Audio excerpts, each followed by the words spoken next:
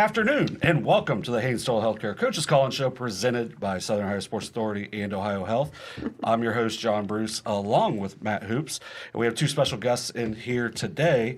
We have Cassie McHenry, a physical therapist at the Haynes-Toll Healthcare Center, and then Josie Vallette, a junior at Ohio University, a prospective physical therapist as well. So how are you guys doing today? Great, thank you. It's a better day. A little bit. Did you get snowed in down at OU any? I actually came home that Saturday, so I got to be snowed in at home. And we had closings that week, so I got extra time at home. There you go. What about the pop-up snowstorm on Friday? Did that impact anything? No, it was just icy everywhere. People were falling. Oh, and I bet the hills down Prospective there. PT clients. Yeah. Yes. Yeah.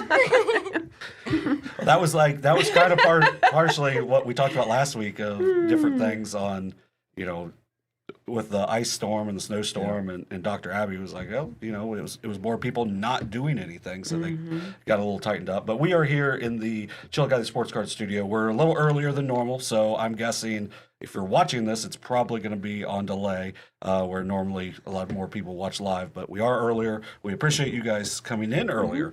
So, Cassie, can you kind of introduce yourself to our audience? I know we've had you on before, but just kind of what you do at the Haynes-Toll Healthcare Center, and then kind of your relationship with Josie as well. Yeah, so my name is Cassie McHenry. I am a physical therapist at Haynes-Toll Healthcare.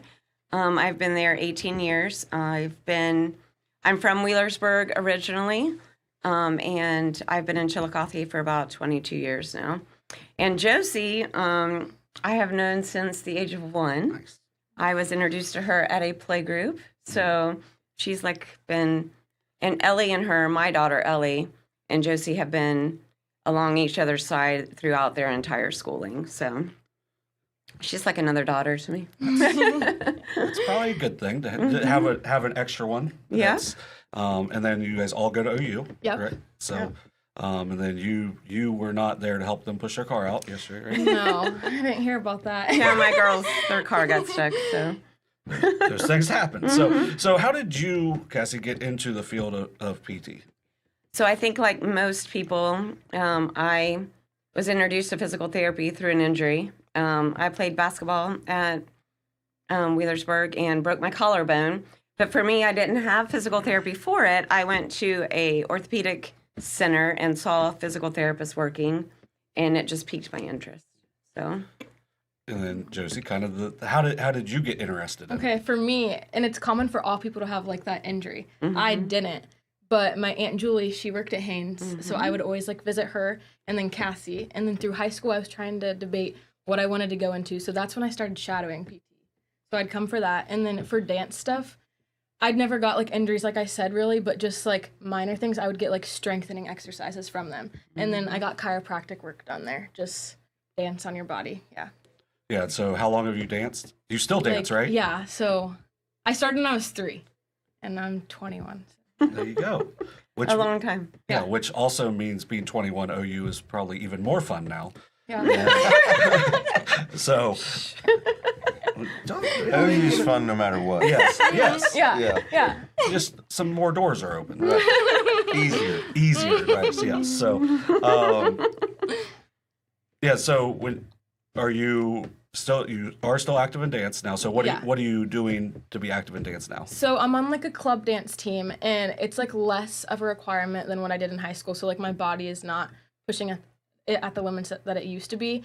It's only about 4 hours a week, and we do halftime routines for basketball, football, and then we do in between sets for volleyball, and then we have a recital in the spring. So that's pretty cool. Even as a club, because sometimes when you think of college clubs, you're not performing at halftime of the game, and so how much fun is that to perform in the Convo and Piketon Stadium? It's really fun. Last year was our first time ever in history for the club to get to perform at Piketon, so that was a big deal. Yeah, that's cool. I mean, obviously the environment in Athens, both football and basketball, is something special. Does OU play Miami next Friday at home or away? Do you guys know? I think it's at home, but I don't know for sure. Yeah, I'm sure that'll be a packed night if you get the opportunity to do that, because Miami being ranked and OU having the support they have, that'd be really cool if you guys get to perform that night. Yeah. So, what else do you do? you said that you are a trainer right now Yeah. currently. So how would like PT help with that? So I'm a personal trainer at this clinic. It's a wellness clinic at OU on campus called WellWorks. And then I'm also a fitness instructor there.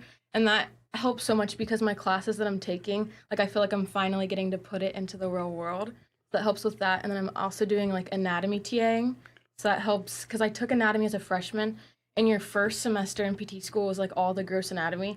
And I was like, how am I going to remember that? So all these semesters I've been TAing for anatomy, and that's just to really help whenever I get in that's school. cool. That's Yeah. I mean, that's really proactive for sure. Yeah. Like, Yeah. being a part of it, that's a really good idea. Actually. Yeah, and if you're going to college for these things, take Yeah. advantage of those Yeah. things like that. So that's Yes. really smart. So that's good advice for anyone that's watching as well. So, Cassie, when you're, what role do you have in like kind of providing care for different people at the Haynes Healthcare Center? So I feel like as far as with students, as a clinician, I don't have to do anything to help a student. Mhm. Like I'm not required to do that as continuing education. But I feel like as a role, any profession, if you want to continue that profession, you need to reach out to kids. So I allow kids to come in and shadow me. I know, especially like Unioto has in 7th and 8th grade, that Yeah. shadow day. Mhm. So I've had a zillion 7th and 8th graders come before. But then also students like Josie that are really considering PT, I allow them to come and shadow as needed. So I've had a lot of kids over the years. Josie recently came as one of her class requirements. She did 28 hours with me over the Christmas break, so that was nice. And for me, it's just a way to sharpen my skills too. Like I'm explaining while I'm working with patients, this is what I'm doing, this is what I'm thinking.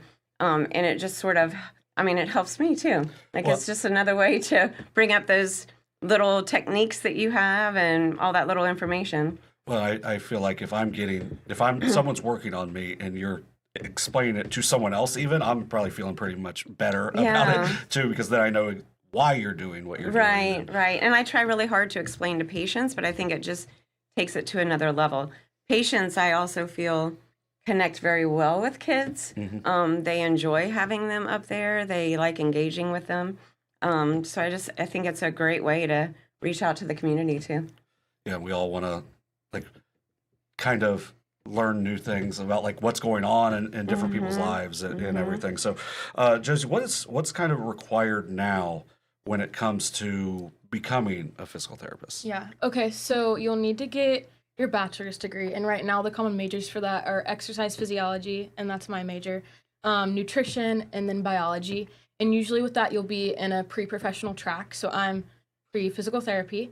And then you'll apply to PT school. So I do that this summer. And to apply to PT school, there's a few different requirements. So a minimum of a 3.0 GPA is required, but it's so competitive now, you want to try to get above a 3.5. And then for observation hours, there's not like a certain limit for certain schools. That's going to vary, but the main consideration there is to have a variety. So you want inpatient, outpatient, pediatrics, geriatrics, sports, neuro, just a variety, because that makes you more of a well-rounded student. And then they're also going to look for how you spend your time outside of your studies. So can you have a job?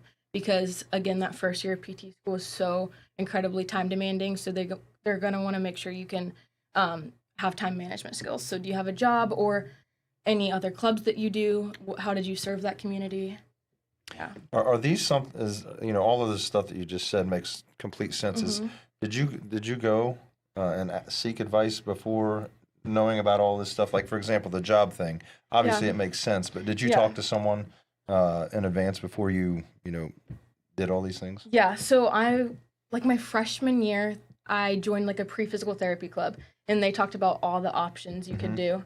So that kind of gave us like a guidelines of Makes things we sense. could do. Yeah. But then, like in that club, they had like board members from the physical therapy like cohorts come in and talk to us, and they kind of recommended things that they did in undergrad to like stand out. Yeah, that's good. Yeah. Obviously. Yeah, it's always good to reach out to people that are in the field to Yeah. know what it takes to get into the field. And Cassie, we talked about this a little bit before, but what's something that you think that a good PT has also? Because you mentioned with like our Kenneth Hay as well. Yeah, so Kenneth Hay, who also is a part of SOSA, is another kid that has been with me a lot. And I think the biggest thing when kids come, first of all, like when they come to Haynes, a lot of times they're trying to make decisions. And another big decision is, should I be a PTA or should I be a PT? And a lot of that, I think they need to see what a PT does every single day. Just like when somebody shadows a chiropractor, they need to see what they do every single day. But they also are always usually concerned about the money. Like there's a huge difference in the schooling. So we talk a lot about that. But the thing I notice the most is kids have trouble communicating. And as a PT, you need to be able to engage with people. You need to be able to talk. You need to be able to listen. I think listening is one of the biggest skills you need to have, and listen and take and hear what they're telling you, and then to be able to figure out what may be going on. I think as a PT, that's one benefit I have. I'm with a patient longer than a doctor. So I need to have the skill to truly listen so that then I can help guide them back to the doctor and say, hey, I heard this. Like, have you heard them say this? Because they might not have the time I have. But I think personal skills and being able to communicate is a huge thing. And some kids come in and realize how much they have to talk, and they're like, I'm out. So I think it's just, as a child, you really need to go out and observe people and see what the job entails every day. Because on paper, something can look beautiful, and then when you realize what you really have to do, it's totally different. Just like teaching. I mean, you don't go, you're not texting your patients? Right. You have 5 more minutes on this. You can't do that. I have had kids up there next to each other on the plinth, like on the tables, texting each other. I'm like, why don't you just talk to them? They're right there. Seriously. Yeah, it's a lost art. Yeah, it's a different world. And that was partially what we said before we even came on, was like, Josie, you've talked to us before, and you're doing great right now. But it's like younger people have a hard time with. You just see it more and more. Yeah. I see it in the classroom now. Like when they have free time or whatever, they'll talk, but just like this is, I think, my 24th year teaching. But from the first year to the 24th year, their communication skills are just declining because the kids don't know how to carry a conversation anymore, and it's really kind of sad, actually. I see it with my own 2 kids. Like they would rather, message something back. You call them, they're like, "Why are you calling me?" Like you could have texted that, which I get it sometimes, but it is a lost art, and it's really sad. Hey, I've kind of got a couple of our SOSA people to where like they answer the phone now. Like it took a while. So because I don't want to talk. Like, no, like I'm driving. I can't text. Yeah. So I do think that's something that we as adults need to continue to encourage. I think so. Talk, learn some interpersonal skills. I've had physical therapy from you before, but I've also been up there when you were working on Blake a couple different times, and the amount of communication, like it was almost eye-opening for me as I sat up there and just kind of listened and watched you move from one patient to the next patient, back to Blake, and like it was constant communication throughout the whole session, which, makes sense. Yeah, and that definitely makes it a little, more personal, but also it does help you relax, because sometimes with physical therapy, it can be stressful because you want to get better. Right. And sometimes it takes a long time. I know with my back, I went to a different clinic with somebody that you had worked with before, and at the first few times, it's like, man, I don't think I'm getting any better. But just talking through everything, and then eventually it's like, oh, all right, now I do feel better. And that's a great point. How much does patience have to do with therapy? Like, having patience is what I'm trying to ask you. Like, it's a lot. You want instant results, and yes. you know that it's going to take. There's a reason they assigned probably 6 weeks of physical therapy. Yes. I can remember Blake going and saying it's not helping. It was like 2 times you went. I'm like, listen, dude, this is going to take. It was your hamstring. It's a huge muscle. It's going to take a long time. And once he finally, I think, relaxed and understood that the time frame was going to allow him to feel better, I think his sessions actually went better. I agree. And I think a lot of times we live in that world of instant gratification, and we don't want to work. Like we just want it instantly, Better, and we want it better right away. And a lot of that, again, is communication, explaining to somebody, a strain is 2 to 4 weeks if it's a little injury. If it's more, it's 4 to 6. Even more, we talk a lot about professional athletes too. Like, remember, it takes a professional athlete that has every ounce of strength, they have athletic of the trainers, best, they have the yeah. best of the best. It takes them sometimes a whole season to come back. So it takes a lot of communication, explaining how your body heals, and it does take time. And that is part of being a good clinician, and explaining too that rehab is often one step forward, one step back. It is never just a smooth sail. Like, there is always going to be, because we're all human. We all reach for something too quickly. We all fall and trip, and a lot of that happens. We sneeze. We sneeze when we're inflamed, and now our back is, The other thing all too that with happens. isn't it like you're pushing the athlete or the patient, to where you think they should be, and maybe sometimes that was a little bit too much for that one, and you took a couple steps back, but you at least know where you are at that point. And I just think it's such a fine line or a balance to see how Just fast. like a coach, right? too. Yeah. Can you? Are we ready? Oh no, we're not ready for that yet. You got to reassess. Yeah. And then let's go back to Josie real quick. So, what are kind of your goals, and like what's your aspirations after this? So right now, my main goal is to get into PT school. And then after that, I'll be a physical therapist. And as of right now, and this could change once I have my clinical rotations, but I'm super interested in pediatrics. Okay. Whether that's working inpatient, outpatient, or maybe one day opening my own clinic. I'm open to all of that. That's exciting. How is kind of going in with Cassie and different businesses around? How's that kind of helped mold your plan? Yeah. Well, it's helped me so much because, like we were talking about, I feel like it's been a full circle moment because I was actually one of the 8th graders. I chose to have my shadow day with Cassie. She was. And then she's been my main mentor through physical therapy. I've came to her for all of my shadowing hours so far. And then I did my practicum with her. So she's really helped me. Haynes has helped me a lot. And that's one of the many things with Haynes-Stowell Healthcare Center is it's not just getting the work done, but you're also helping the community as well. So in what ways have you seen that Haynes is able to help provide for the community, especially with younger people as they're trying to learn? Well, I feel like most of us have been also coaches of some kind. So when my kids were little, I coached soccer. Brandon has been a soccer coach and also a tennis coach. Abby is a soccer coach. I don't know, soccer has been sort of our thing, but I feel like we have been with these kids from when they're little, and then they've seen our faces. They know that we're in the profession where they can come in. And Brandon has gone out of his way. He's been out doing his classes that he has in the summer. He's really put himself out there. And I think Abby is the next generation of that. Elijah, Dr. Green, is having children too. Our children have sort of guided us into that. And I think now we have adult children, which is sad. But we have adult children, and our goal now is to be there for them as they're becoming and finding their careers. A lot of kids come in too, and they figure out, school isn't for me. I don't, and I think that's all okay. We have to try to help them find their passion. And I think that's the other thing. At Haynes, I think they can see we're all passionate about our jobs. We love our jobs. And I feel like it's not a job. It's a lifestyle for me. It's something that I just love to do. Brandon, all of them are the same. And to help just guide kids in that direction. I've had a lot of people come that were determined to be PTs, and they're not now.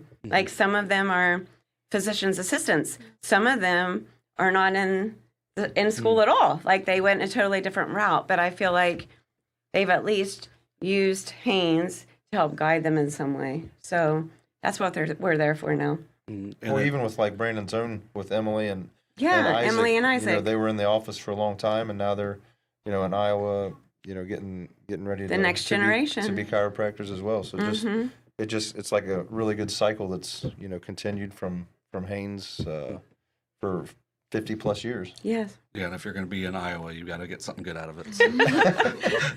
So we appreciate you guys coming in. Thank a you. safe Thank trip you. back. Thank And then, we will look forward to seeing you guys again down the road and getting more updates on you. And then I'm sure we'll have you back in here in the Yes, fall. I'm as sure well. I will So, be back.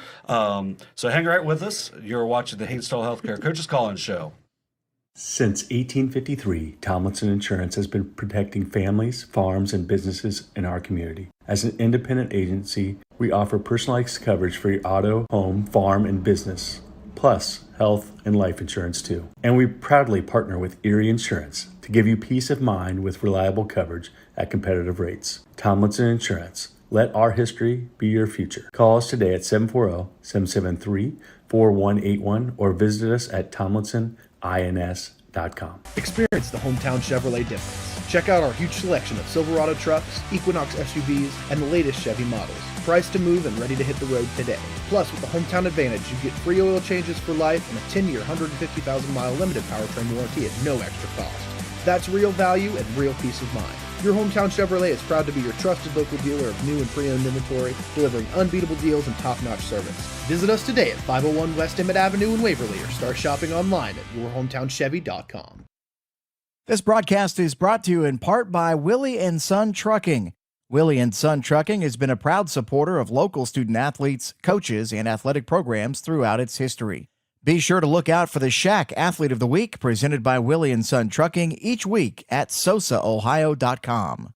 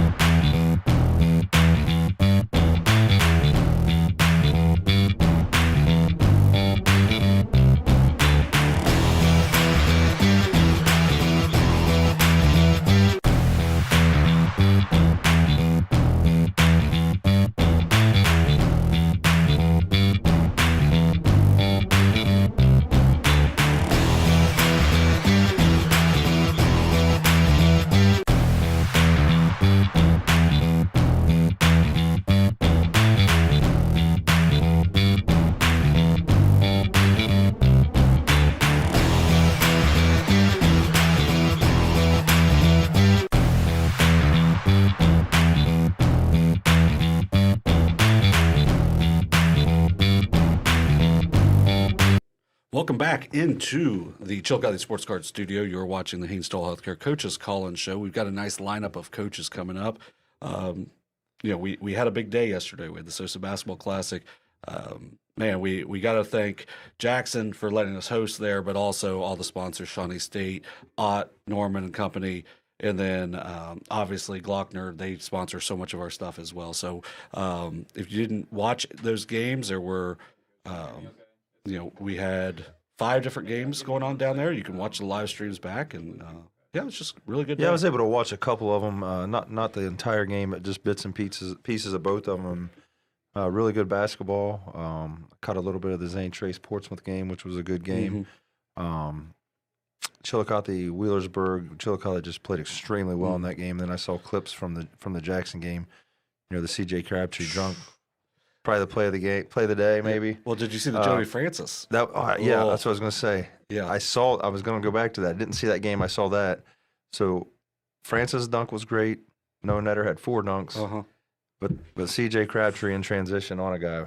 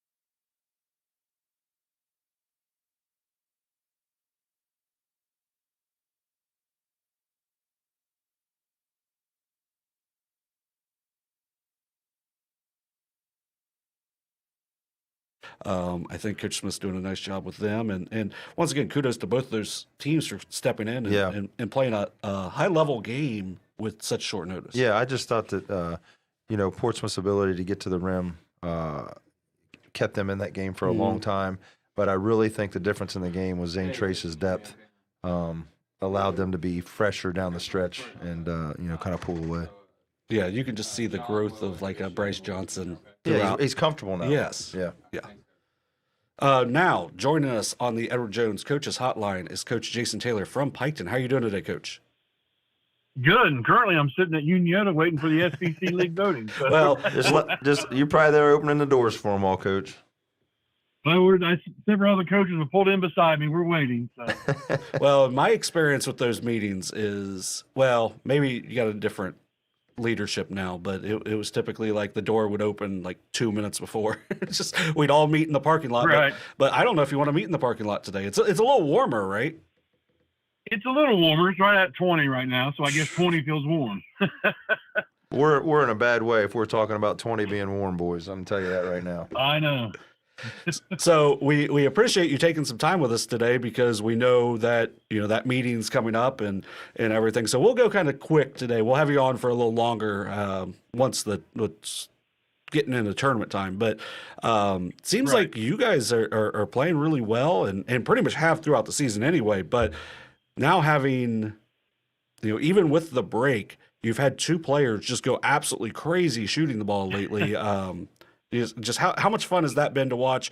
Jalen's had? Did you score like 59 this week in the 2 games? I believe so. Yeah. Yeah, and then she had 31 against Westfall.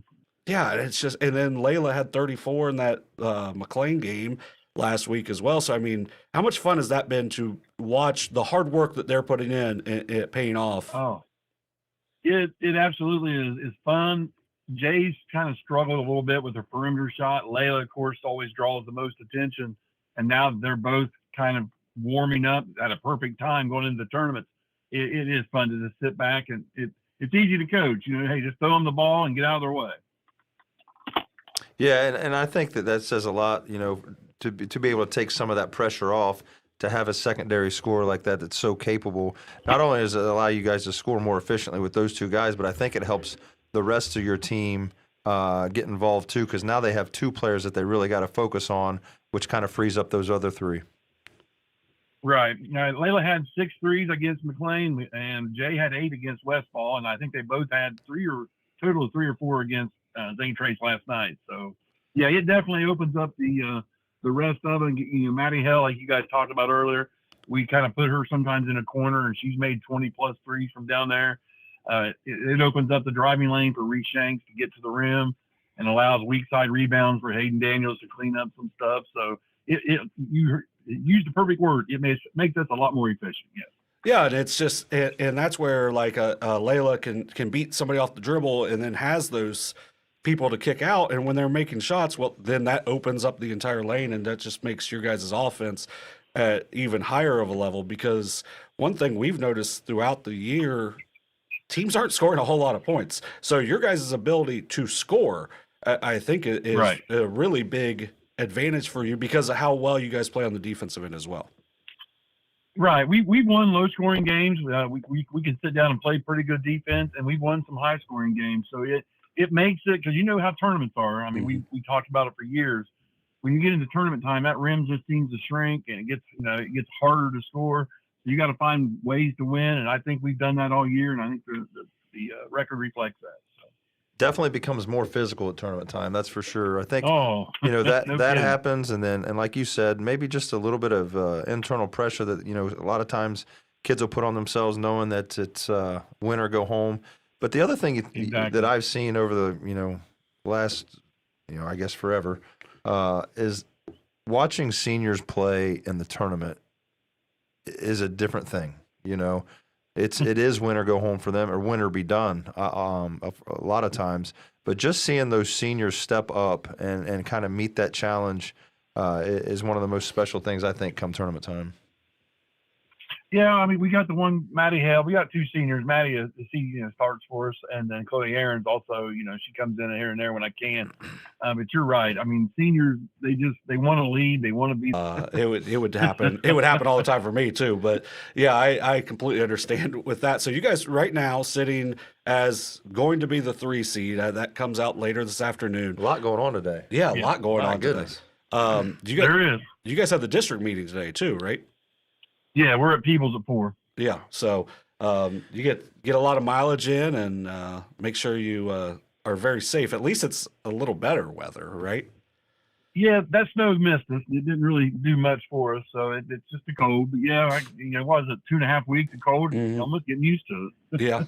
Yeah, it's been rough, but yeah. So going back to that, you know, as the 3 seed, you guys will have a chance to be in your own district away from what Fairland and Portsmouth do. So, Right. you know, obviously they're down the road. Those are 2 outstanding Right. teams, but you guys have had an unbelievable season as well. 16-4, still with a chance to split the SVC. And can you just talk about like what the season's meant for your guys' program? It's something that I think fans of basketball have seen with you guys is coming. And obviously next year, it's, you know, with only the 1 senior starter, this year you look at it as like, oh man, that Piketon team is going to be one of those really good ones in the future. But how exciting has it been to see that hard work paying off right now, and then what the summer and then next year is going to bring as well? Yeah, I mean, the girls have put in a lot of work. We had a lot of them come in over the summertime. We went up to Cedar Point. Coach Miller got us involved with that Midwest Live up there. And, we sent them up there. We watched some of those teams we played, and we're like, girls, you got to put in work to get here. And so, we kind of tried to set the bar. We upped our non-league schedule. We dropped a couple teams and picked up a couple teams. So our non-league schedule is outside of Portsmouth, Fairland, and Unioto, it's about as good as anybody in the area. So they've put in the work, and it's showing. So you don't ever want. I don't like to look too far ahead in the future, but yeah, we've already talked about summer stuff. We're going to get back in that Midwest Live, and we told the girls, listen, you guys won the league in softball last year. You're fighting for a league championship in basketball this year. The future still holds a lot more for you. So we just gotta keep grinding. Coach, how important do you think it is to, obviously you're 16-4 right now, but to finish this season off going as far as you possibly can to kind of set up what you've got going on next season? Oh, absolutely. It's we was practice the other day. We looked up at the banner. Piketon hasn't won a girls' district since 1986. I'm a sophomore. That's all. I'm old. So we laughed about it, and we're like, girls, you guys have got to change. Because I kept pointing out, I went to school with all those girls, of course, and I said, look, they won the league in softball. They won districts in softball. They won districts in volleyball. They went to the state in volleyball. They won the districts in basketball. They won the league in basketball. You guys got a chance to cement yourself with the kind of team that was back in the mid 80s. And there was some, like I said, I went to school with them, so there was some talent on there. So we've kind of set the bar a little higher for them, and we've challenged them, and they're rising to it so far. That's hard to believe that was 40 years ago. No, I know. Yeah, and then you got to just throw out that. You got to throw out the actual number. You got to let people do math. Man, well, you said 86. It's 26. That's easy math. There was no odd number in there. Yeah. No, and like I said, we got the 86 boys Piketon team got honored the other night, and it's like, oh my goodness, you just sit back. I look at those guys, you guys are old, Yeah, they still got a couple years on you, so they got a couple, yes. Yeah, so Coach, we appreciate you taking some time, and best of luck to you and your girls today when it comes to the all league and all district as well. So we look forward to hearing from you. I appreciate you having me on. Yep, we look forward to hearing from you again down the road. Good luck, Coach. All right, guys. Appreciate it. Thanks. Thanks, Coach. Bye. And then just real quick, shout out to Christian Spradlin, our producer, for getting, I think we may have been off for a minute, but getting us, recalibrated here. Yeah, it was just a little spell off, but, Well, then kept rolling. And Coach Taylor does a really good job. I mean, him and Coach Kelly do a really nice job of getting that program kind of back where they expect it to be. Right, and I mean, 16-4. That's really, really good. And that's kind of been building over the last couple of years, and I think around a little above 500 last year, and then they kind of widened that out obviously this year, and that's why I asked him that question, because you want to take this year. You don't want to think that you've gotten there a year too soon, right? But just build on it moving into the next season. Yep. And now joining us on the Edward Jones Coaches Hotline is Coach Nate Dropsey from Logan Elm. How are you doing today, Coach? Good. How are you guys? We're doing well. It's a beautiful Sunday afternoon. We appreciate you coming on earlier today as well with the Super Bowl coming up tonight. So we had to make a couple of adjustments, and we appreciate you coming on a little earlier. So how are you doing today? Yeah, doing well. So just in here at the school watching some film, getting ready for this next week. So speaking of this week, so I have your schedule pulled up, and of course Max Prep just threw me like 8 different ads. But how have you guys been with the snow? It looks like you guys have gotten most of your games in. Yeah, we've gotten most of them in. We had one canceled, the Fisher Catholic game, but we got that rescheduled for the 12th. So it's been difficult to get in for practice, but we've had a couple ones, and trying to stay as consistent as we can leading into this last week and getting ready for the tournament. Who do you guys have this week, Coach? So we have Hamilton Township on Tuesday here at our place, and then on the 12th we go to Fisher Catholic, and then we end on the 17th at Liberty Union. So not the easiest. Hamilton, they're still down the one player, right? Yeah. Javon McBride. He was the player of the year last year and hurt his knee in football, and unfortunately he's going to miss the entire season. And that's awful for him. I mean, he's a tremendous player. Yeah, but Coach Hoops, you'll know their current best player is Lucas. Lucas King. So it's not like it's a night off, because Lucas King can still really play, right? Oh, yeah, he is. He's a tremendous player. I mean, he can score at all three levels. He's long and athletic, guards you really well. And there's multiple other pieces around them. The first time we played them, Jewel ended up leading them in scoring against us, and he's able to get to the rim, can shoot the open three. So it's definitely going to be a battle on Tuesday. Yeah, and those are the types of games you get every night in the MSL and in the Buckeye division. So how much has your conference kind of gotten you guys ready for anything that you could see here coming up in the postseason?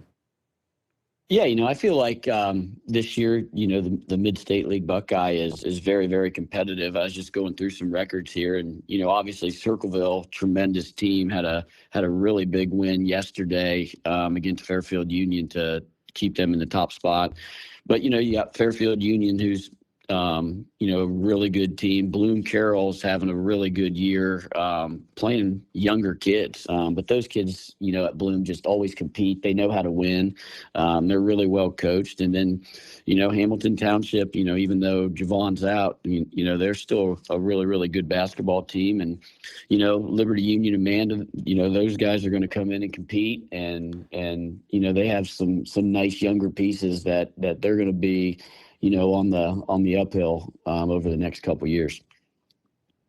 Coach, I was able to see you guys play 2 times the last couple of weekends. I saw you at home against Zane Trace, and I saw you at Circleville. Those games were a week apart, and just from an observation standpoint, those were 2 different basketball teams. The Zane Trace game compared to your effort against that Circleville game, I thought that was a great high school basketball game.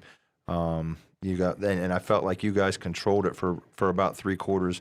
Kind of just talk about your guys' ability to hang in there with those teams that are having really good seasons. Yeah, excuse me. That game at that game at Circleville, it was a tremendous environment. Their Hall of Fame game, and that's what high school basketball is all about. But I felt like our kids came out with a lot of confidence that game. They did. We got going early and made some shots, which obviously always helps. And I think we used our defensive effort to sort of settle in, especially in the first half. And then we went on that run in the third quarter.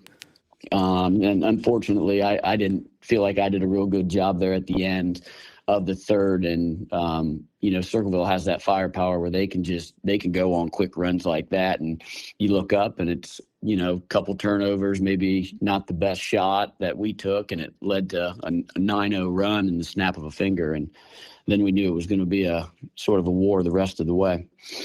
Yeah, and that's it seems like you guys have kind of built off of that because it was a tough little stretch, but now you've won 3 out of 4. Did you see something kind of like maybe a switch was flipped for you guys during that preparation and then after that game as well? Yeah, I felt like our guys were really locked in and focused on what we needed to do to give ourselves a chance to compete against, Circleville and Zane Trace. 2 really good basketball teams. I feel like we're trying to play a little bit faster and trying to maybe get ourselves some easier looks. It seems like we went through a stretch where everything was incredibly hard on us, and we know we're a team that can go through stretches where we struggle to score. So we're trying to find ways of putting the kids in better spots and getting them better looks at the basket. Well, and it's just that's one of those. It's a full season worth of adjustments and trial and error in that way, and hopefully you guys are finding the right spots at the right time because it's getting close to the tournament time, and especially with how senior heavy you guys are.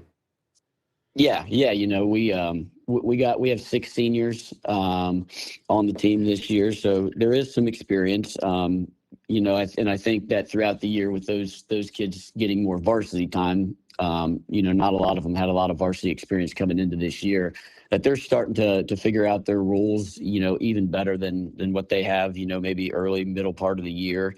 And I can't say enough about how much they, all trust each other. And we know that we're going to have different guys step up in different games. And, I think we're pretty good about sharing the basketball. And when someone starts to get it going, trying to find them and run things to get them more looks. Coach, I know we mentioned a couple of times here heading toward the tournament, and I know that all coaches do this about this time of the year, and it could change from, night to night in terms of who wins, who loses, how you play, and all that. But tournament-wise, what are you guys looking at right now? And is it a good chance you guys will be able to host one of those first games? Yeah, I mean, I was actually writing some games down. There are some really good basketball games this week that's going to have a high impact on where teams fill out or end up in the RPI for the seeding. I look at probably the biggest game. You have Uniota Circleville on that Friday, the last one that's going to count for that one, and that. To me, as close as they are at 1 and 2, that's going to determine the 1 and 2 seed. But, Washington Courthouse has Vinton County and Miami Trace. Fairfield Union has to go to Alder. Waverly has Eastern and Portsmouth West. There's some really good games. I think there's sort of a group in that 6 to 9 range that are all pretty close right now in the RPI. So it's going to be interesting to see how it all shakes out. Yeah, just a lot of things can change over the next week until it comes out. So, Coach, we appreciate you taking some time with us here on Sunday. Enjoy the Super Bowl, and best of luck to you this week, and we look forward to talking to you down the road. All righty. Well, thank you guys very much. Yep. Good luck, Coach. Yep. Thank you, guys. Bye. Yeah, he just listed off just some of the really good games. And Yeah. man, I had said earlier in the year, I'm not sure, Miami Trace is really good. That Chillicothe team's really good. Jackson's really good. Like, there's still some really good top level teams, but I feel like it's deeper this year than in most other years of How many good teams there Yeah. are. Yeah. I agree. I mean, he just mentioned Circleville and Uniota. Both those guys are fighting probably for the 1-2 seed in that D4 district. All three of those FAC teams, unfortunately, are in the same D3 district. But yeah, so many good teams that are going to be vying for district titles. Yeah, and then here's another coach coming from another outstanding league, the Shack. Joining us on the Edward Jones Coaches Hotline is from Lynchburg-Clay, Coach Kyle Pertuset. How are you doing today, Coach? Doing pretty good. How are you? We're doing well. And how have you guys been dealing with the weather? Because it seems like we just talked to Coach Dropsey from Logan Elm, and they've only had one game canceled. Have you guys been kind of fortunate in that, or has it been kind of a long haul for you guys as well? We've had one game postponed, the Paint Valley game, so we haven't played since last Saturday up at East Clinton. But we were able to play Friday and Saturday after the big first batch of storms. For us, it's been more just kind of inconsistent practice times as far as being able to get into the gym. Like, for example, we had some bad weather move in on Friday, and we weren't able to practice on Friday, and kind of went back and forth with the coaching staff whether or not we wanted to try to have kids come in Saturday or not. And we have a couple guys banged up, so we just went ahead and told the boys we'd regroup on Monday and try to catch our second win, which maybe is not necessarily a bad thing this time of year. It's been more inconsistent practice for us as opposed to games, fortunately. Yeah, that's what I was just getting ready to say, Coach. Sometimes the best thing that these guys need at this point is just a little time off. You are pretty much who you are at this point. You're just trying to keep everything refined and sharp, which does impact it when you can't be consistently with practice. But, sometimes I've found over the years that you give them those couple days off, man, they come back better than they were anyway. And, that rust wears off pretty quick, especially late in the season.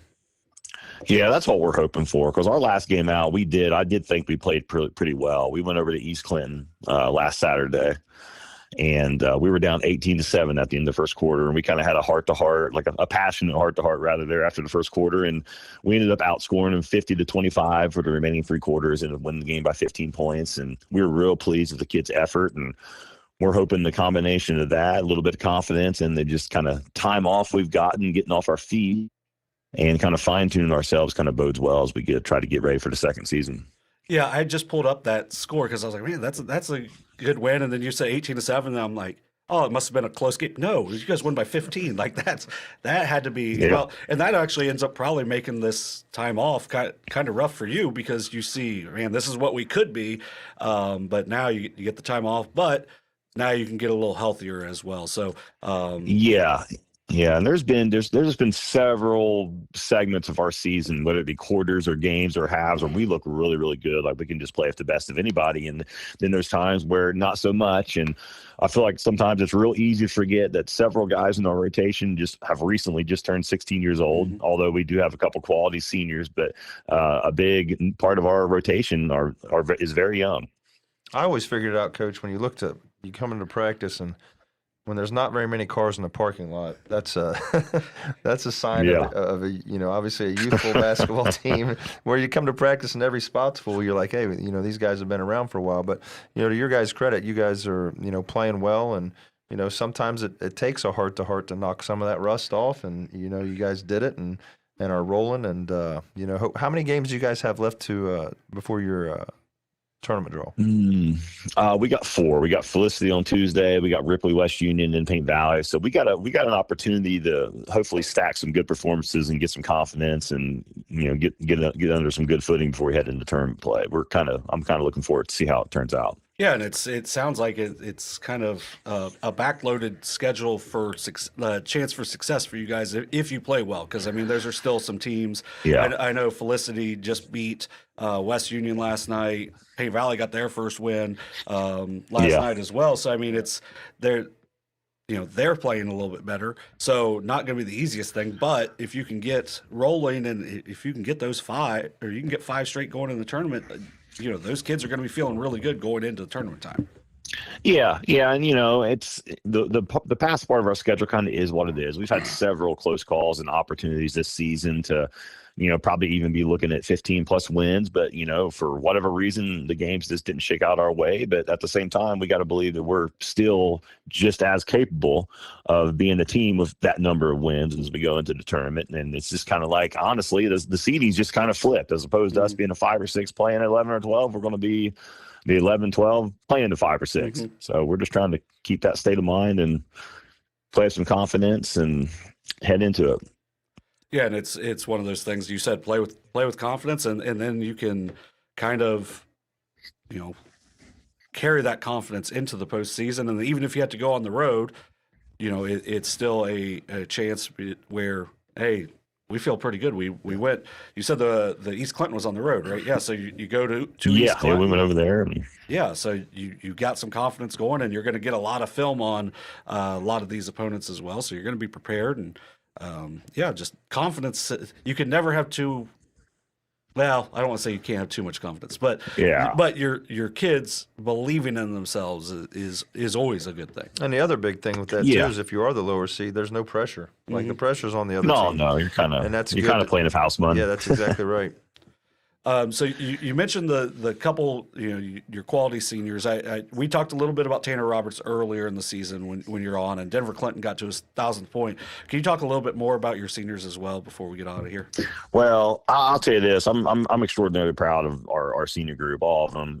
Like for example, Denver Clinton has struggled most of his career with just some back injuries from a lingering issue he had his freshman year, and he actually missed the game against North Adams, and we definitely felt kind of lost without him offensively, and the vibe around the whole deal was we were kind of thinking that we weren't sure if he was going to be able to come back. We were kind of, obviously you're going to be kind of down with that. We were kind of afraid that we were going to lose him, but fortunately for us, during the blizzard, he got an MRI and he was cleared to play, and him being able to get back in the fold kind of gave us a little second wind, I'm hoping, because Denver does a lot of things for us. He was one of 3 kids we had in that East Clinton game who had 10 rebounds. We had 2 kids with double-doubles. It was Clinton Roberts had the double-doubles, and then Evelyn Faust, our other senior, chipped in 7 and also had 10 boards. So we rely on a combination of upperclassmen and young guys. We need everybody to be at their best. Yeah, and it's always good to have that combination, because then your underclassmen that it looks like they've got a really high ceiling are getting to learn from different guys that have gone through it for 4 years. And then, like you mentioned with Denver dealing with injuries throughout his career, he still gets to 1,000 points, scoring around 14 a game. And I think he's one of the almost hidden gems of our kind of SOSA coverage area, because of just kind of where you guys are at, and then just kind of the injuries he's dealt with as well. So it's easy to take things that he does for granted too, because you just get so used to it, and then you go back and like, oh well, Denver had a pretty good game. You go back and look at the stat sheet, like, yeah, he really did. Because you just get so used to Denver scoring 15 points, grabbing 10 or 11 rebounds, and that's just business as usual. And when you don't have that, it definitely shows up. Yep, and he's an outstanding player, and it seems like you guys are starting to get your footing at the right time. Hopefully, you can stay healthy, have a nice last couple of weeks of the regular season going into the tournament as well. Yeah, and I hope we are. I hope that, like I said, we weren't able to practice a whole heck of a lot this week with kind of just with the way the schedule fell and. Things of that nature. So I'm hoping that these 3 days we've had off kind of just lets us kind of gather ourselves, rest up, get our legs back, and we can just really take off starting on Monday at practice and heading into our Felicity game on Tuesday. We got 3 of our last 4 at home, which is a good opportunity for us to be in the confines of our home gym and get some confidence as we head to the tournament. Yeah, it's always a good thing to be at home, especially with that type of layoff as well. So, Coach, we appreciate you taking some time here on Sunday. Enjoy the Super Bowl, and then have a good practice Monday, and then best of luck to you this week. Yeah, thanks for having me. Yep, thanks, Coach. Yep. Good luck, Coach. Yep. Bye. But yeah, it's just when I looked at their schedule earlier in the year, that was one of those things I was like, oh, that's a back end where some really good things happen. And, you deal with injuries throughout, but if you're playing well at the end of the year, you're going to feel good going into the tournament. Right, and the other thing, too, is you deal with injuries, and one of the positives that happens with that, whether you realize it or not, are other kids are having to play and perform and take on roles that maybe they weren't going to have to start the season, and then you get that firepower back and combine it with some guys that are comfortable playing now, and you just become a better team. Yeah, it's just it gives new roles. It gives people more confidence in those roles, and that can create. They're just comfortable. Yes. Yeah. Speaking of, I don't know. I wasn't. That was going to be a bad segue. I'm sorry, Coach, in advance for that. So, join us on the Edward Jones Coach's Hotline from Adena. Coach Andrew Day. How are you doing today, Coach? I'm doing well. How are you guys? Oh, we're doing. I'll segue it better. The coach that drew up the best play yesterday, we have him on right now, because that reminded me a lot of you. How you used to be able to get up like that, Coach. Yeah, well, you're misremembering a few things, Matt. No one else knew that. You could have went with it. Yeah. My coaches would have never drawn up that play for me for good reason. So when I watched it back. Like, obviously I was there and everything. It was, very impressive video. It just felt like he just kept going up. Like, Joey caught it and then was like, hey, I'm just going to go, bring this ball up. It almost looked like a cartoon. Yeah. Man. It was like he jumped off a pogo stick or something. He just kept rising after the catch. Yeah. What a play. Yes. So, there's probably 2 times per practice where he'll do something athletically and everyone just kind of stops and looks at each other just because he's that good of an athlete. So we have several plays that are designed to do just that. Let him be a great athlete and let him go up and get it. And we like our chances when that's what's happening. Well, and then when that happens too, then it just elevates the rest of the team because everyone gets excited. You lock in a little bit more, and it's just one of those plays. Like, you can say it's only worth 2 points, but it's also a pretty impactful 2 points, and that was one of the more fun plays we had yesterday. But going back to Joey, he also had 6 assists yesterday. So not only is he a great athlete, but he's really, I feel like he has been, just outstanding throughout the year. And it's not just scoring because he's had a couple of big scoring games, but he had a triple-double earlier this year. And can you just talk about Joey's overall impact for you guys as a player? Yeah, well, I was looking at the SVC Sports Talk website the other day. There's a plug for you, There Tom. you go. We appreciate it. And he's in the top 10 in scoring, rebounding, assists, steals. I mean, he just impacts the game in so many ways. And I think especially in the second half of this season, he's really kind of taken on the role of being more of a distributor. And, teams know who he is and what he's capable of. So they're going to load up against him and try to take away his opportunities. And I think he's really just kind of taken on the role of, okay, if defenses are going to do this, I'm gonna find an open teammate and in a spot to be successful. So he's done a really good job of that, especially the second half of the season. Yeah, and I think it's shown where guys like Garrison their numbers have improved because of that. I honestly feel like your overall team is a lot more dangerous because he is doing so many different other things for you guys. Yeah, I think you're 100% right. I think Colton's taken a huge step in his ability to score and impact the game on the offensive end. I think Colton's a kid that, early on in the season just didn't really have a grasp of what he's capable of. And I think he started to figure that out. And I think over the last 10 games or so, he's averaging somewhere around 17, 18 points a game. So kid that has really come on. And again, to your point, that's a large part of that is Joey finding him in spots that he can be successful in, for sure. Yeah, and you just see the confidence growing in Colton, and just looking down through your team, it's still, even with Joey, Luke Preston, Metzger, you guys still have a lot of youth too. So how exciting is it to see kind of your youth growing as well? Because I thought Cooper played really well yesterday. Gavin Harold did as well. So it just feels like it's mixing in and doing so at the right time.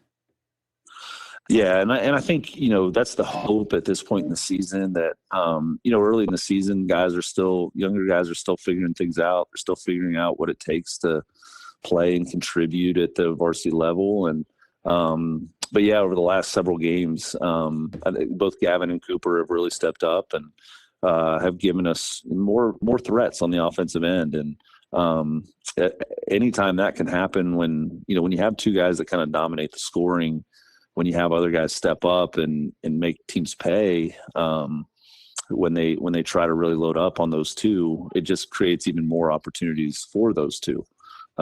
So I think those two guys stepping up has been a big factor for us.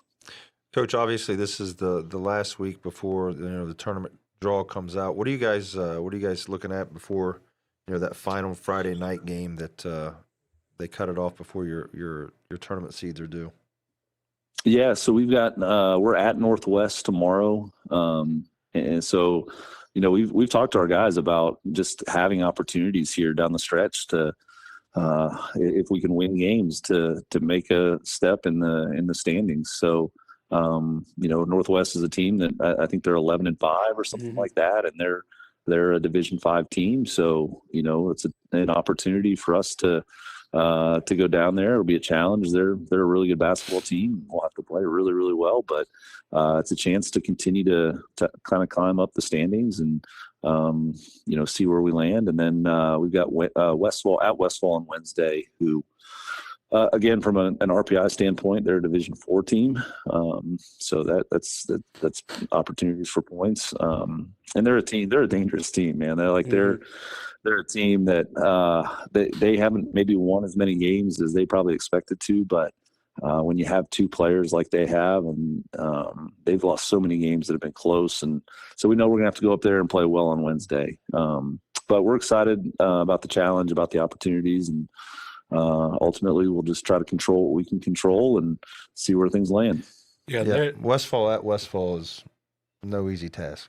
That's one of the hardest places to play, no matter how good, no matter how bad they are. It's a hard place to play, but going into the tournament, you're going to be faced with tough challenges, and on the road tomorrow, and then that one. I always used to tell our guys, especially non-league games, every time we had a non-league game, I called it a tournament game. I said, guys, because as well as I do, getting up for an SVC game is a little bit different than getting up for a non-league game. And, that was just the mindset over the last 6 or 7 years that we kind of just took on. It was like every non-league game's a tournament game. And it's just, I think it gets the guys in the right frame of mind saying, hey, you know, for us, it was a lot of teams that we played non-league were actually in our tournament. So they were in our sectional. So it just gets them thinking, you know, if we want to have it, give ourselves the best chance to make a tournament run, these are tournament games for us just during the regular season. So I just, you know, I think you have your guys ready to play. And I kind of like that they're on the road for you because you're going into a hostile environment, which makes it a tournament-like atmosphere anyway. So, you know, big win yesterday on the road in a tournament-like atmosphere. And then these next two, I think it sets up really well for you guys. Well, and to your point, Matt, I think it's even, you know, in the old system, the way the tournament was done, you know, you could tell your guys like, hey, this non-conference game is going to impact our you know seed, but it was all kind of abstract. Like you never knew a lot of variables. But today, right? It's numbers. Calculated, so you can look at you can look at the standings the way they are now and say, this is what this game, if we win this game, this is what this could actually do to our seed. So I think it's even more motivation for our guys to say, this is how important this game is, and we've got to go give it our best shot. Well, and then you're also, you know, I don't know if a lot of our people have seen Northwest play. You're going to see how strong your guys are tomorrow because, man, that is a strong team with Northwest. They are physical. And then Westfall gives a different challenge as well because they, you know, are very guard heavy and can definitely do some different things. So that's also a benefit going into the tournament time as well. Yeah, absolutely. Because if, you know, if you're going to make a tournament run, you're going to have to win games in different kinds of ways. And you know, both of these teams present very different challenges. So it's an opportunity for our guys to go win, you know, games in different kinds of ways. So we're excited. We're excited about this week and see where things land on Sunday. Well, Coach, we appreciate you taking some time with us here on a Sunday. I hope you have a great rest of your day. We appreciate you guys coming down yesterday, taking part, and that play I think really made it kind of helped us out too, was because we were able to highlight it and then just kind of say, hey, this is what you can come see at the SOSA Basketball Classic. Well, it was a well done event. For everything was first rate, and we're thankful that we were invited to be a part of it. We really enjoyed it. So thank you. Yeah, thank you, Coach. We appreciate you, and best of luck to you this week, and then moving forward as well. All right, thanks, guys. Yep, good luck, Thanks, Coach. Yeah, seriously though, you get that. It was the start of the second quarter, and it was a really good game too. I mean, that's a good Wellston team. They've done a really nice job of turning their season around too, and it just worked out really well. It was just a really good day overall. I mean, a lot of great players, a lot of great plays, a lot of great games. I mean, yeah, it's hopefully that's something that I'm assuming it'll continue. Yeah, that's the hope, and seemed like what I think will happen now is I think more teams are going to want to get in it, right? Too, which is huge. Yeah, so that definitely does help us in that way. So hopefully we can continue to build. So now joining us on the Haynes, or not the Haynes Stoll Healthcare Coaches College Show, because that's what this is, on the Edward Jones Coaches Hotline from Western, Coach Doug Williams. How are you doing tonight, Coach? Good. How are you? Doing well. It seems like it was a good overall day for you yesterday, as the Redhawks kept rolling too. Yeah, it was fun to watch. I didn't stick around and watch some of the games you guys had. We went to Six Sense, and they had the games playing live there, so that was pretty cool. Nice. Yeah, that was pretty cool. So I did get to watch some of the game, but we went over there so we could watch the Miami game. I was going to try to make it down to Marshall, but then I saw that it was about an hour and 40-minute trip, so I wasn't going to make it in time. So. What about next Friday night? Do you guys have a game, or are you going to be able to watch that one? We do have a game. The game was originally on Saturday, and my wife and I. Time now, right? I know. My wife and I are going to go watch Miami, and then come back and go to our homecoming dance because I'm the principal and I have to be there to chaperone. And now Miami's done so well, they've moved it to Friday night at 9 p.m. So we play that night, and I won't be able to see it. Well, what you could always do is just tell South Gallia, like, hey, you can come over a little earlier. We can play early because you're at home. So at least you're at home that day. I'm just happy you have your Yeah. Valentine's Day planned out. You know what I mean? Taking your wife to a dance. It's nice. That's Yeah. nice. Wow, that's the life of a coach, principal, whatever. Oh, yeah. So Coach, we appreciated you guys coming in yesterday. I thought you guys dealt with adversity really well in that game. You got off to a quick start. Southeastern was able to come back and tie it, but then it felt like, especially like a Baden Taylor, I thought played really well for you guys. Can you just talk about what your guys' season's been and kind of what helped you guys in that win yesterday? Well, we returned 2 players from the year before, and so as far as varsity experience is concerned, we're pretty young, and I know a lot of people are talking about young, but playing JV versus playing varsity is a totally different experience. Trying to grasp a scouting report, trying to understand why practice before a game is important when you're preparing for the other team. It's just all brand new to them, and it's been an up and down season for us because we just can't do it all the time yet. We just don't know what that looks like. And Baden had a great game. But the game before that, Landon had a great game, and then the game before that, Foster had a great game. We haven't been consistent, all year. Ideally for me, you brought up Miami. Ideally for me, much like Miami, I want to have a team that any guy can score 15 to 18 any night based on how the other team guards you. And so, the offense that we run and everything that we do is really not geared for one person because I think that's pretty scoutable. And so, Baden just happened to be the guy yesterday. Now, once he hit a couple, we ran some plays for him. But I just think that that's a smart thing to do as a coach. But,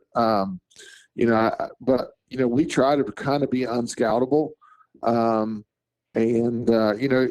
Even talking to college coaches today, I'm sitting here watching Texas Tech and West Virginia on one screen and Ohio State, Michigan on the other screen. And, even talking to college coaches today, the biggest thing that high school kids struggle with when they transition is floor spacing and tempo.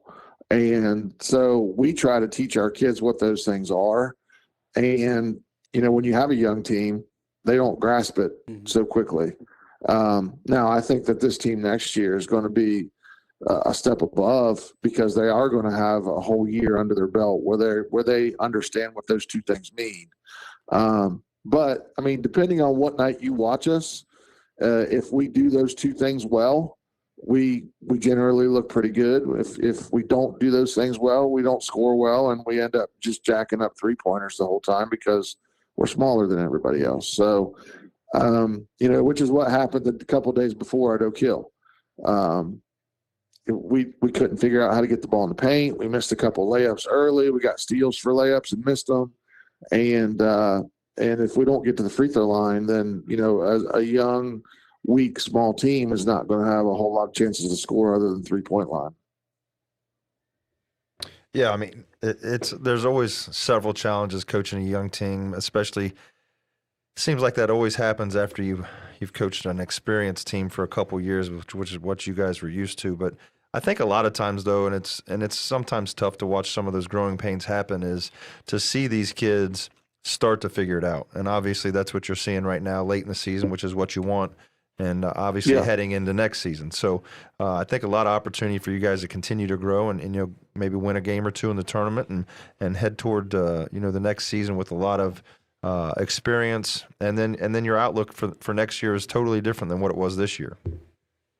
Yeah, expectations is a dangerous word. Everybody wants to have high expectations because that means you're going to be pretty good. But then there's a lot of pressure that comes with that as well. Right.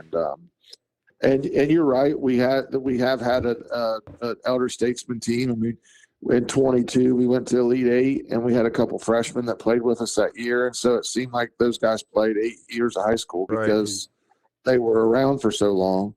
But I will say the one thing that this team does better than any team other than that 22 team is we move the ball well.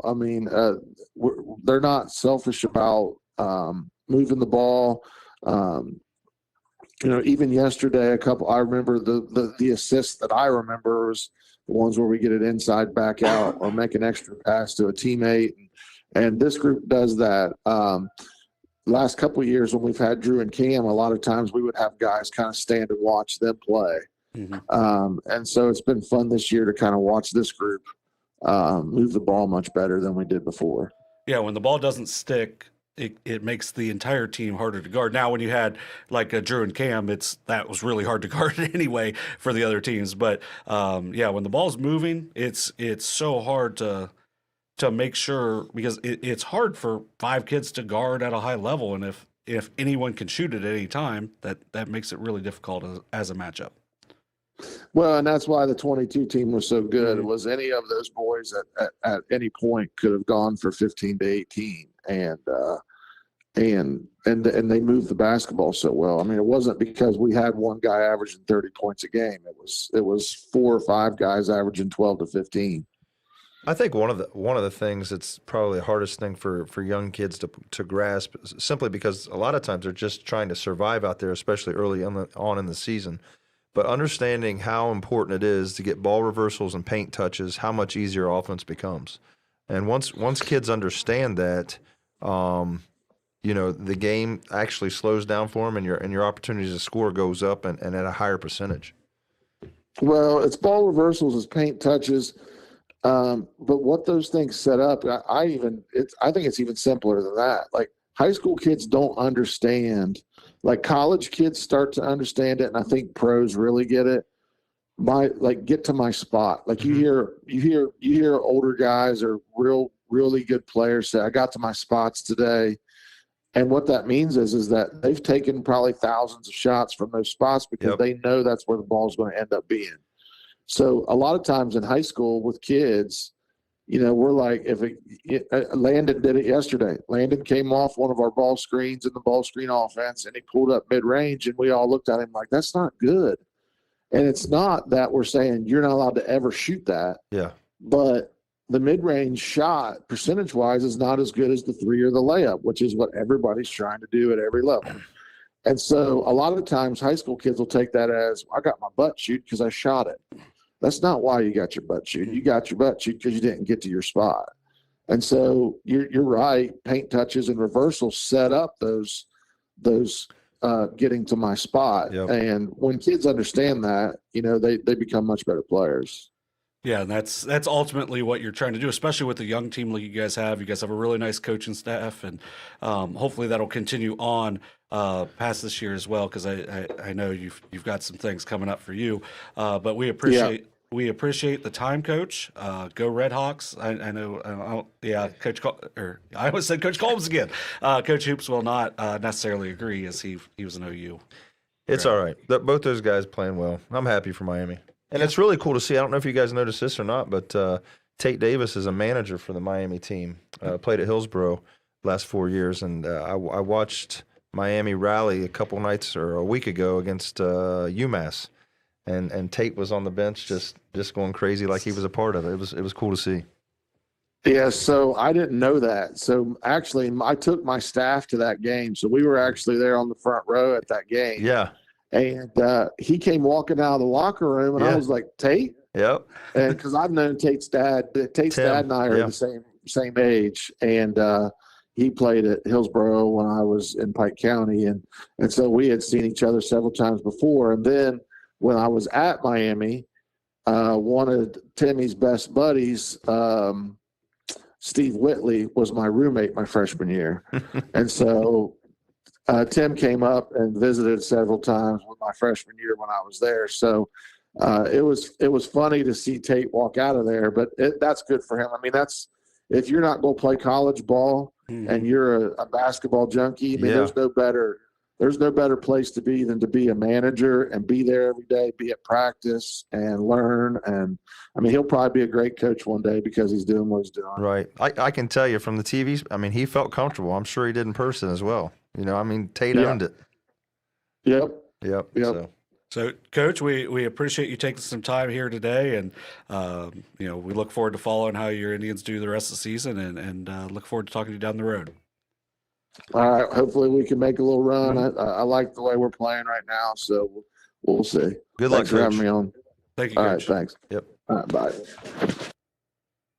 Well, I was say you have a lot of experience, and your family has the manager role as well. Right. Mallory did it for 4 years at OU for the OU women's team, and Coach Bolden. And Newton has recently, he stopped playing at Ohio Dominican and had an opportunity to get in with the Ohio State football staff, and has started down his path that way. So I think you make a lot of connections, you make a lot of really good memories and a lot of good friends that kind of will set you up, later in life. So. Mm-hmm. And that's the biggest That's thing the goal. we want to see for these kids. And another one that does a really good job of setting their kids up for success on the Edward Jones Coaches Hotline. Joining us is Coach Alex Prater from Wheelersburg. How are you doing today, Coach? Good. How are you guys? We're doing well. It's I know it's earlier than normal. We talked yesterday, and that was we appreciate you coming on. And just how is this like? The weather been for you guys? Because I know when we talked yesterday, you guys haven't played very much recently, and then after you're having the late start, so do you guys have a lot of games in the next couple weeks to try to make up? Yeah, absolutely. So we've got 6 games here in the next 2 weeks. Overall, we're going to be at 19 games for the season. Obviously that's disappointing. Just our kids work really hard, and our staff works really hard. And so we like the opportunity to go compete. And the fact that we're not going to be able to play a full 22-game schedule is disappointing. But, we just have told our kids, and our mindset's been we have to focus on what we can control. And, unfortunately, the weather's just not cooperated here. And when you have a late start like we did with the football team going to the state championship, the schedule's backloaded, and unfortunately, some of that weather struck at a bad time for us. So it's been a challenge for sure, but we're excited that we get to play 6 competitions here over the next couple weeks, and we're ready to go compete. Yeah, I mean the biggest thing now is, Coach, is you're just going to have to delay baseball season. Just make a long run in the tournament and have them cut a couple games off and just keep. That's it's a bad thing. All jokes aside, obviously you want, especially for your seniors, you want to get all your games in. But if you guys can get it rolling here late in the season and have a really nice showing in the tournament, that'll be memorable for those guys as well. Yeah, certainly. And, that's our thing. Each year, our first goal is to win the league. And, we're at 6-1 in the league right now, and we got a chance to go achieve that goal, and then be prepared for our tournament run. And I told the kids last night, obviously a tough game, but we play those games to challenge ourselves, to expose things, and learn lessons so that we can go achieve goals. And we feel like we're in a really good position right now. Last night been a tough night, but it didn't change anything as far as our goals go, and so we're excited for that. And I don't want to steal any thunder from Coach Woodward, but he just told me yesterday that the topic he's speaking on at the football coaches clinic is basically how to use multi-sport athletes and how to work together with other programs to ensure that kids are able to play multi-sports. And I think that's something at Wheelersburg we're really proud of. We work really hard to be able to make it possible for kids to play multiple sports. So to your comment there about baseball, great relationship with Coach Moore and the baseball program. And I know he wants us to be successful just like we want him to be successful. Right. Well, that's one of the things that I think is kind of unique to our area is you need those multi-sport athletes to be as good as you can possibly be at every sport, because if you don't have them, that maybe a kid doesn't impact all 3 sports or both sports, but they can bring some leadership that they see in other sports as well. So I'm glad that you guys, we've seen it for years here that Wheelersburg has the multi-sport athletes, but you guys working together just makes it to where that's going to elevate Wheelersburg athletics overall. Yeah, and it's hard, it's a challenge. People are really busy. There's a lot of opportunities out there, and from AAU basketball to 7-on-7 football to travel baseball. And so it's hard enough with the school schedules and the things that we're requiring as programs. And then when you look at what families and kids are, trying to do, and a lot of those things provide great opportunities for them. But it's certainly a balance. And to your point, not every kid kid's going to be a basketball first kid, and we have to understand that. And, we just try to tell them that we want you to be present, the time that we have with you. We want to maximize that time. And every kid's going to be a little different. Each kid has different goals. But at the end of the day, we want to make sure as a school district, as an athletic program, that, we're working to make all of our sports accessible to our kids and that our coaches are flexible enough to make it work. Yeah, and I think you guys obviously do that. You think of Wheelersburg, you think of winning, you think of kids doing things the right way, and credit to you guys. I think it's what everyone strives to do and strives to be. Yeah, I appreciate that. And, the coaches, obviously, we have to work together, but a lot of credit to our families. Our families make so much sacrifice, and they're so supportive. And, it's no secret. You don't have a good program without strong families, and we're certainly thankful for all that they do and make these things possible for us. Well, then you've got, not kids that are not just doing athletic things, but you got like a Landon McGraw that's having a great opportunity right now with things beyond sports as well. So the fact that everybody is working together, I think, is what is ultimately going to create the best memories and give you guys a chance to really come together as a team throughout the year. Yeah, I mean, I think early in my coaching career, it was like, hey, we're going to coach basketball and we're going to try to, teach these young men life lessons through the game of basketball. And that's certainly true. But as we've kind of progressed here, the thing I've learned is it really is a collaborative effort. I mean, we've got to have open communication. And, you brought up Landon. Landon's got a lot going on, and he's trying to play well for us on the basketball court. And he's got some unique opportunities that maybe a lot of kids don't have. And, so it's hard, and you've got to work together with those families, and you got to communicate with the kids, and at the end of the day, sometimes we forget, these are teenage men that are trying to learn how to, just live life. And then there's all this pressure and getting pulled in all these different directions. So just having, building those relationships obviously is important, and having frequent, open, honest communication, I think, is really the key to making it all work. Yeah, then just, you kind of mentioned it a little bit on yesterday, but just looking at the RPI right now, you guys have played by far the toughest schedule in the Southeast District as well. So, obviously, things didn't go great yesterday, but I thought your guys competed really well. And that's, as Coach Hoop said, we talked a little bit before, it felt like, you guys got sped up a little bit, but I thought they adjusted really well. And just kind of, when you get down that much, it can be hard, and that's what ends up making it, the final that it was. But how much does playing those types of teams and those types of games, no matter the outcome, how much does that benefit you guys overall? Well, I think it's huge, and I thought, just kind of recapping the game a little bit, I thought in the first quarter we got really good looks. We just didn't make shots. And, so the second quarter, you kind of look at how it went, and give Chillicothe credit. They closed the half extremely well, which I thought changed the game. So, we go into the locker room with the margin being more than we'd want. And, but I was proud of our kids. The third quarter could have very easily gotten away from us, and the margin been even wider. But I thought they continued to fight and compete, and, had a chance to get it to 10 there with about 5 to go, and had a good look and just didn't go for us. But I thought the fight, the competition was there. We did not play well, that's no secret, but we play these games again to expose those things. We did a terrible job boxing out. It is the worst job we've done all year.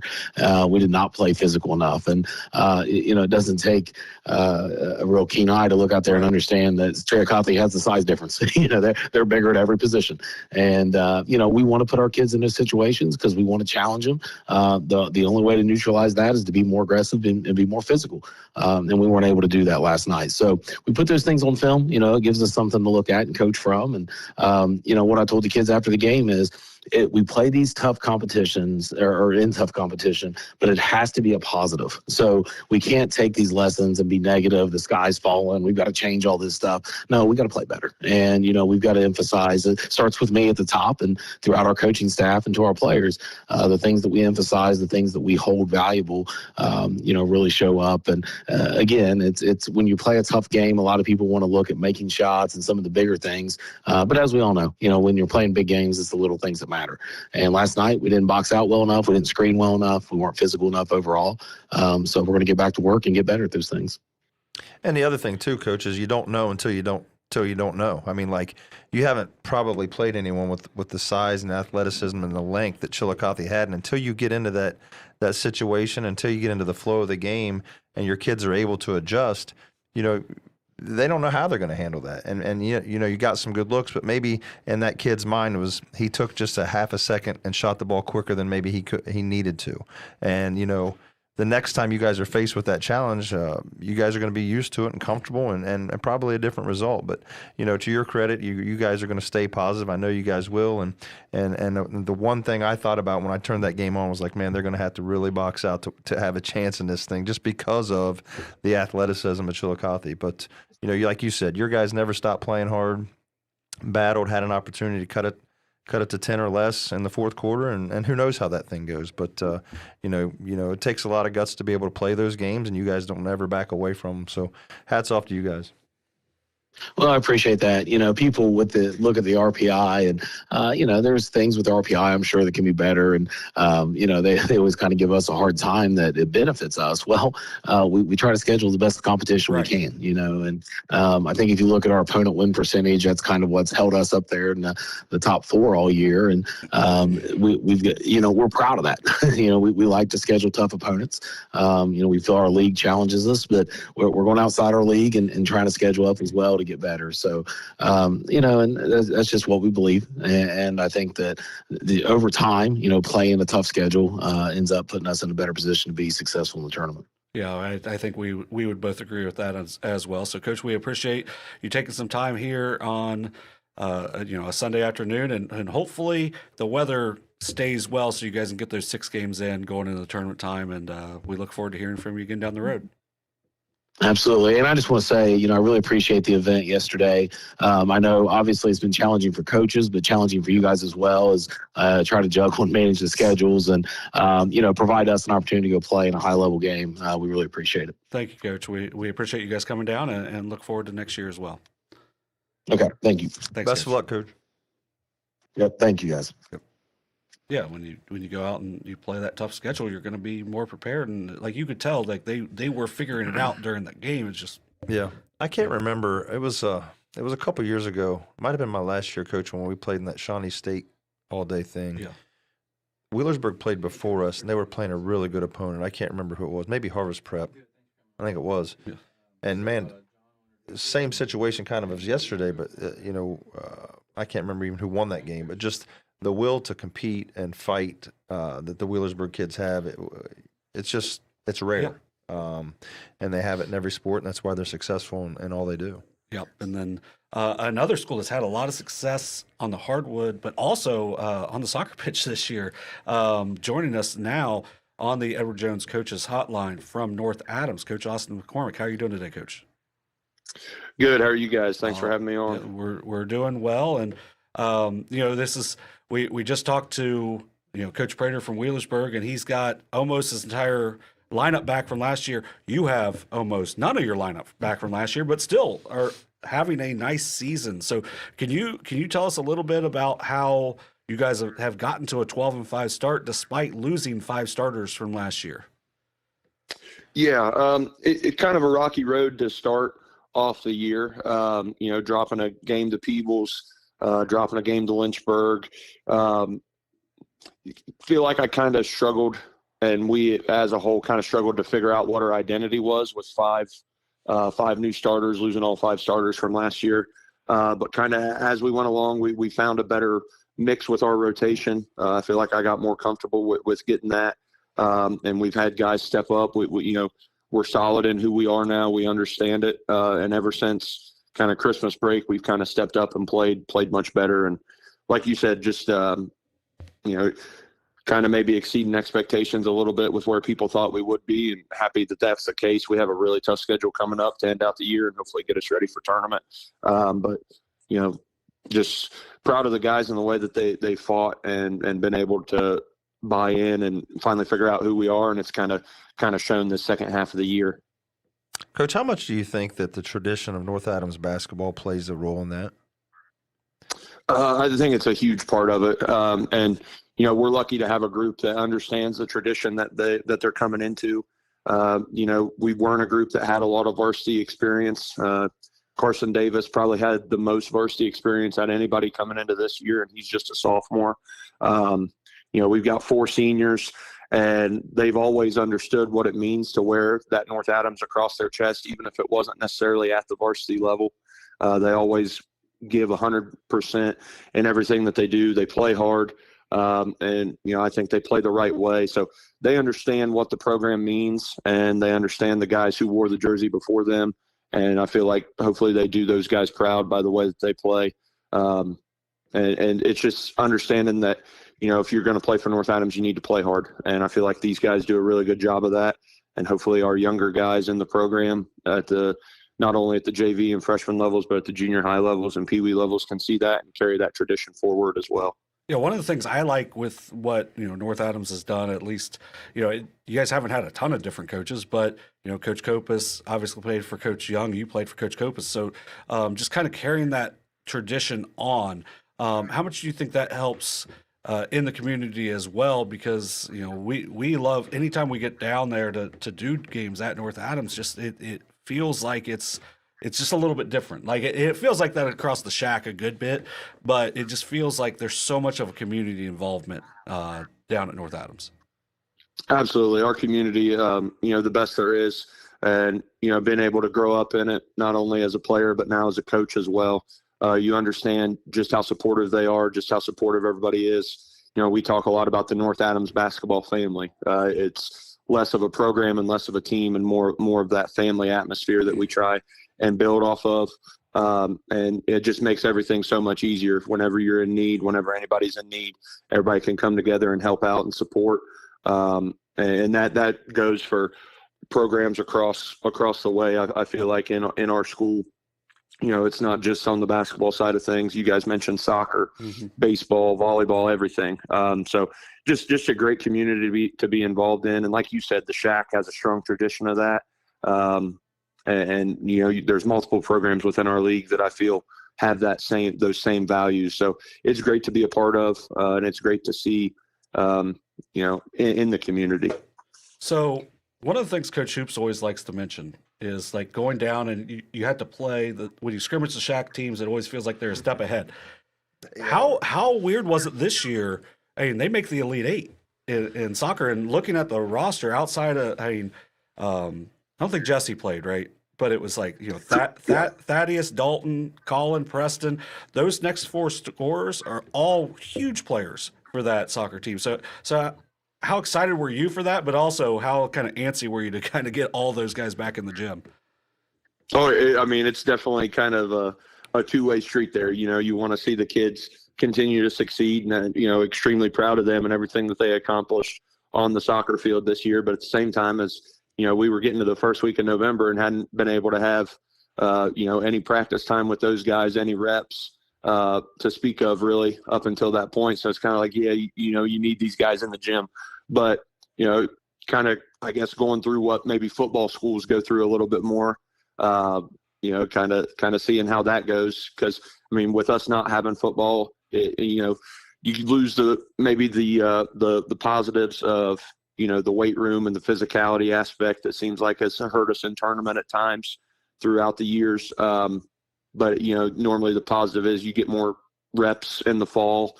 And then, now with our soccer team being successful, it kind of takes those reps away as well. But, the positive thing, like you said, since that core group all played together on the soccer field as well, that continuity is there, that trust is there.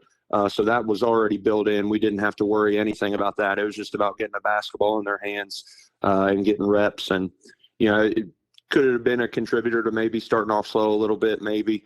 But at the end of the day, there's so many positives. And when you're coaching at these small schools in southeastern Ohio and anywhere, you're going to have to share athletes. That's part of it. And, I think there's a lot of positives to having multi-sport athletes. And that's something that we're seeing now at North Adams. Yeah, success breeds success, Coach. And, you guys are sitting here at 12-5. Maybe some people outside of North Adams didn't think that you guys would be sitting here at the what you are, but coming off a successful soccer run, and we already talked about the tradition of North Adams basketball. I guarantee you, the people in that locker room are probably disappointed that you're 12-5, even though maybe some people didn't think you should be. So that's a credit to you. That's a credit to your players and the program and just everything about it. So coming down here this last week before the tournament seedings come out next Sunday, what's your guys' week look like? Tuesday, we're going to go to Wheelersburg, huge matchup. Coach Prater does a tremendous job. We were able to watch them against Chillicothe yesterday down at Jackson for your guys' classic, really well-ran classic. A lot of really great games that you guys were able to put out. And Wheelersburg is a very, very quality opponent that's going to help us get ready for tournament and be able to see, a different type of athleticism, a different type of style that maybe we're not as used to in the Shack, and it'll help us for that Division 6 run that we're hoping and trying to make. And then Saturday we have a rematch with Eastern Brown at their place. Really tight game the first time around. They ended up getting us 44-41. Just a great game to be a part of, a great atmosphere, and I'm sure it'll be the same way over there. So 2 really big games this week, and then we're going to finish out the schedule the following week with Uniodo going up there on a Monday night on President's Day to play a very, very solid team. Once again, just a lot of great opportunities to help get us ready for a tournament, and then we're going to finish off the year with another Shack opponent going to Fairfield. So 4 really big games for us and 4 really tough games, but hope is it's going to get us prepared for tournament and get us ready to go. Yeah, that is that. I don't know if there's a tougher schedule left. That's insane. But like you said, take it, face it head on, and prepare, and let the chips fall where they may in the tournament, because you guys will definitely be battle tested. Absolutely, that's the goal every year, is just give yourself a shot to make a run, and that's what we're hoping to do. Well, Coach, we appreciate you taking some time here and talking about your team a little bit, and then best of luck to you coming up, because that is a gauntlet. But you guys, as you said, will be battle tested going in the tournament, and it should be an exciting time for the people in North Adams to get to watch you guys, and hopefully they'll be able to watch you guys make a nice long tournament run as well. Thank you guys. Appreciate you having me on, and just thank you guys for all you do to cover Southeastern Ohio sports. Thank you, Coach, and we will see you down the line. Good luck, Coach. All right, sounds good. Thank you. Yeah, that's a pretty healthy end of the schedule. Yeah, it's crazy. I mean, Wheelersburg, first of all, they're not going to be very happy of coming off a loss. You got them, and Eastern Brown, Coach Buechler, are always a very tough opponent. Obviously, Uniodo's having a really good season. Coach Combs doing a great job with those guys, and then what did you say the last one? Fairfield. Yeah, I mean Fairfield's loaded too. Yeah. So I mean it's they lost to Botkin's team that you've seen up at the state tournament. So I mean it's they lost to them yesterday and making up a game, but they're rolling too. So I think they'd won. They were 1-3, and then now they're 10-5. So I mean, he mentioned Coach Copas too, and I thought it was a little bit funny when he. Not funny that they lost 44-41, but the 41 stuck out in my head because when I was a senior in high school, Coach Copas, Nathan Copas, dropped 41 by himself on us up at OUC. And that team was a team that, It's because you guys hit like 15 threes the year before against them at the competition. Well, I mean, like I remember being a freshman, and this is the first time I'd ever heard of North Adams, and I talk about the North Adams tradition. I feel like it started with Coach Young, and I was a freshman, and I looked on the schedule, and they said, "Well, we play North Adams," and I didn't know anything about that. I didn't know, the only thing I knew back then was they had a lot of good players that shot a lot of threes. We actually played them twice that year. They beat us at home, then they beat us in the district tournament. Eric Evilsizer, Nathan Copas, Troy Storer, Kenny Wilmoth, like these dudes were great players, and I can remember them from back then. And that tradition hasn't stopped. He played for Coach Copas, and then now he's doing a great job himself. Yeah, won a district title last year, and we just appreciate him taking some time here with us today. So, Coach, you got anything else? No, I mean, who obviously. Who you got tonight? Man, I think Seattle's the best team, but it's hard to pick against the Patriots. I don't know. Well, and Vrabel. I think it'll be close, and I think Seattle wins. Yeah, they were my pick right before the playoffs. Of course, I didn't put any money on it, but that was my pick, and my pick 100% was just based off of like, oh, they're the best team in the NFC. So whoever the best team in the NFC was going to be my pick. I think Seattle's defense is going to be able to impact Drake May a little bit. I could be completely wrong about this. Coach Vrabel's done a great job with turning New England back into what New England's used to being. So I don't know. Hopefully it's just a good game. Hopefully. Yeah. Since the Browns on in it, I don't care. Just hope it's a good game. Yeah, I'm excited. I'm excited. I will tell you what I'm most excited for. Facebook during halftime. Because, man, people are going to be mad. They are going to be so mad at us. It's going to be a lot. Yeah. Hey, maybe one year the Browns and the Bears could be in the Super Bowl. There we go. Let's go. We talked to Cassie before, and she let us know that she had her Myles Garrett socks on. We should have showcased that on Super Bowl Sunday. I still stand by. The Bears were awful last year.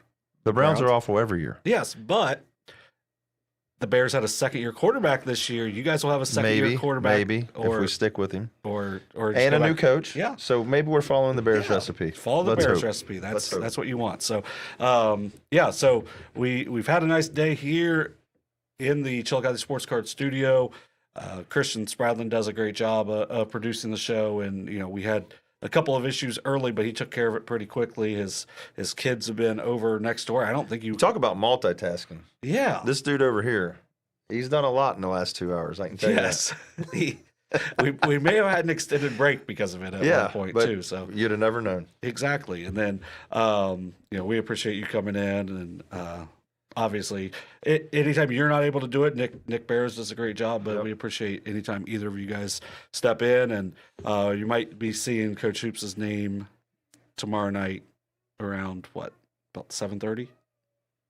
I guess. We'll see. If not, it'll be later on. It'll happen at some point, but you'll see it, and anytime you can get into the SOSA dugout. That's where we are our Chillicothe Sports Card studio is. So we appreciate anyone coming in and being a customer here. We also appreciate Haynes Toll Healthcare Center, Dr. Brandon getting us quality guests every week as well. And he just keeps coming up with them too, like out of nowhere. So that's my thing is like when we get the preview or whatever, like Tuesday or when, who's it going to be? Like He's got to be running out, doesn't he? Yeah, you would think. I don't know. We'll see. So we do have another coach and possibly some players coming in next week as well. But that was kind of the coaches' meetings kind of threw that off a little bit today. So we'll have another coach in at least next week and a couple more in studio. But we appreciate all the coaches that take our calls here, especially earlier today. And then also next week, we will be back at our typical 7 o'clock time on Sunday night. So the overtime will come out on Monday that me and Shane Combs are going to record here in about an hour. And just overall, should just be a really nice Sunday overall. So let's hope for a good football game and just a good overall day. So for our producer, Christian Spradlin, for Coach Matt Hoops, I'm John Bruce. You've been watching the Haynes Toll Healthcare Coaches College Show. Have a great week.